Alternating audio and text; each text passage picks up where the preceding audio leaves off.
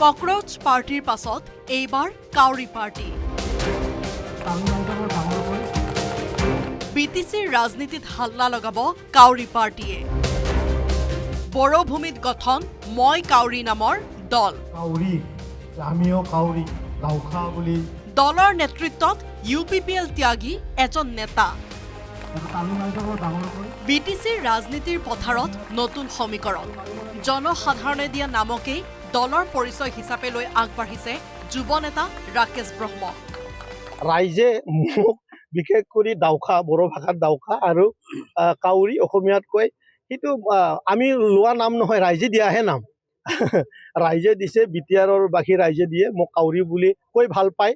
আৰু গতিকে ৰাইজে ভাল পোৱা কামেই আমি কৰিছোঁ। আমি কাউৰী বুলি আমি এটা নতুনকৈ এটা টিম বুলি ক'ব পাৰে, পাৰ্টি বুলি ক'ব পাৰে, কিন্তু উদ্দেশ্যটো পলিটিক্স কৰা। ৰাকেশ ব্ৰহ্মৰ নেতৃত্বত মই কাউৰী ওৰফে দাউখা নামৰ দলটো আগ্ৰাসী ৰূপত সোমাই পৰিছে ৰাইজৰ মাজত। বাক্সাৰ মনসাত আমি কাউৰী দলৰ অধ্যক্ষ ৰাকেশ ব্ৰহ্মৰ উপস্থিতিত ফুটবল বিতৰণৰ লগতে অসমবাসীৰ প্ৰাণৰ শিল্পী জুবিন গাৰ্গৰ এটি প্ৰতিমূৰ্তি স্থাপন কৰাৰ সিদ্ধান্ত গ্ৰহণ কৰে। বিগত বিধানসভা নিৰ্বাচনত তেওঁ প্ৰতিদ্বন্দ্বিতা আগবঢ়োৱা সময়ত ৰাইজক জুবিন গাৰ্গৰ প্ৰতিমূৰ্তি নিৰ্মাণৰ প্ৰতিশ্ৰুতি দিছিল। পৰাজিত হলেও সেই প্ৰতিশ্ৰুতি ৰাইজৰ সহযোগত পালনৰ কথা উল্লেখ কৰে ৰাকেশ ব্ৰহ্মই। জুবিনদাৰ নিৰ্ধাৰিত যোনটো টকা সেইটো 7 লাখ টকা, 5 লাখ টকা আমাৰ MCLA টকাৰ পৰা আমি দিয়া কথা কৈছোঁ, আৰু 2 লাখ টকা মই ব্যক্তিগত। আৰু ৰাইজেও ৰাইজে প্ৰস্তাৱ দিছে যে আমিও কিছু পৰিমাণে দান আমি কৰিম, যিহেতু সকলোৱে জুবিনক ভাল পায়।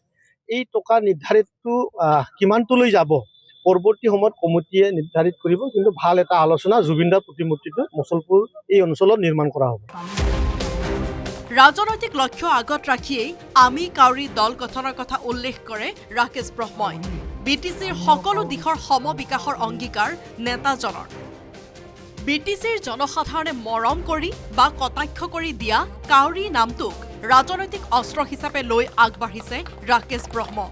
এই নামটো এতিয়া বিটিচিৰ ৰাজনীতিত হৈ পৰিছে চৰ্চাৰ কেন্দ্ৰ। কাউৰীৰ উৰণে এতিয়া বিটিচিৰ আকাশত কি নতুন পৰিৱৰ্তন আনে সেয়া সময়েহে ক'ব।